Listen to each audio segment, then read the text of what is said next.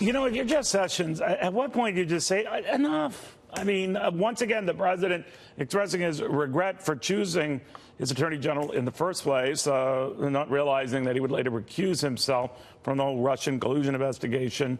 On that sealed, of course, a domino series of events that ultimately had a special prosecutor to this day named Bob Mueller continuing to investigate those tie-ins. And the president just can't believe it. Rudy Giuliani understanding the president's frustration, but kind of saying, you know, we kind of have to go on. Here to former Justice Department Attorney John Yoo. John, the president's right to still be smarting about this, but he's doing a lot of publicly smarting about it and confirming that he still regrets picking Sessions. Why does Sessions even stay on in the job? Well, I think actually Sessions is doing the president a favor, because think about what it would have been like if Sessions hadn't recused himself. Then there would have been constant criticism of the president trying to influence Sessions, who's trying to influence independent counsel, when Sessions had been a campaign advisor and theoretically might be under investigation himself. So by actually taking himself out and making sure Mueller remains somewhat independent, can get the job done, hurry up, get the investigation closed out now. If Mueller clears President Trump of collusion, no one can criticize that conclusion. So I think actually that Sessions, I mean, Trump really doesn't like being under investigation. Nobody does.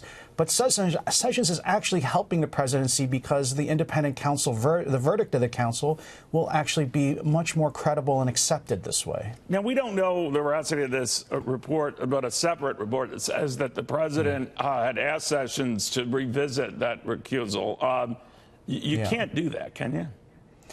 I mean, you can. It's almost unheard of. I mean, think about with judges. This is all the rules, really come from judges recusing themselves from cases. Suppose, Neil, you had a case before a judge who you knew was friends with the other side, right, and then they recused themselves, and then they changed their mind and said, oh, no, I'm going to come back in the case. We would really question the neutrality of someone who did that. So I think once Sessions recuses himself, he really can't backtrack. Now, look, the president's not committing obstruction by complaining about it, right, complaining to Sessions about it in person, but that's all it is grousing and griping and whining. But that doesn't mean the president has committed some violation of federal law by doing that. You know, a lot of people who empathize and agree with the position ultimately that Jeff Sessions took to recuse himself say that he did create this confusion because in his, confirmation hearings, he had danced around this issue, whether he would. And then once in March, a couple of months after the administration took hold, then doing it. It's seemingly knowing that if he were to commit to something like that, the president would not, as the president says, have appointed him.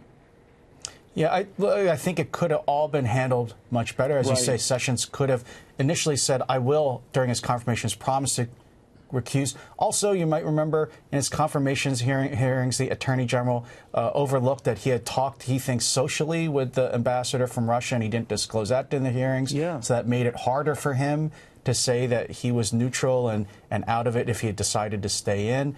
But I think that's why the safest, cleanest thing to do for Sessions later on was to recuse himself. Then all those questions don't infect the legitimacy of the independent counsel investigation, which helps Trump in the end. Yeah, and most in the legal community agreed with that statement, John. Now I'm going to an area that's more a personal reflection on your part, but if you don't want to answer, you don't have to. But I just wonder what makes Sessions tick through all of this and to put up with this. I've talked to a number of top Republicans say, I wouldn't put up with that. I wouldn't put up with the president constantly fingering me in public for being a buffoon, a Mr. Magoo, et cetera, et cetera.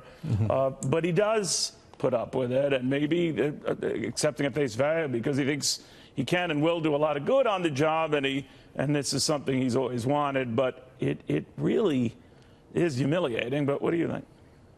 Well, I think it's often what you hear in the military when you see them salute each other. They say you don't salute the man, you salute the rank, you salute the office. And I think that's what's driving Attorney General Sessions. He is loyal, but he's not loyal the way President Trump wants to be loyal. President Trump wants him to be loyal to him, Donald Trump. I know that, but his commander-in-chief is constantly belittling in the public, and maybe for very valid reasons. I'm not going to take sides. I just wonder why. Why does he keep absorbing it right there? If I'm publicly humiliated every day in my job, my boss thinks I'm a buffoon.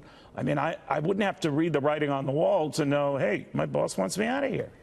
Yeah, I think what is Sessions is loyal to the justice system. You look at his career; he'd been a prosecutor. Right. He wanted to be a judge, and Joe Biden, when he was a senator, stopped him from being a judge. That's right. Became a senator, attorney general. So his whole career, if you look at it, has been devoted to law enforcement. So this is the pinnacle of his career. And so I think he's being loyal to the presidency, loyal to the Justice Department, and even the Constitution. And he's saying that's more important than whether the president personally is, shooting a bunch of arrows at me.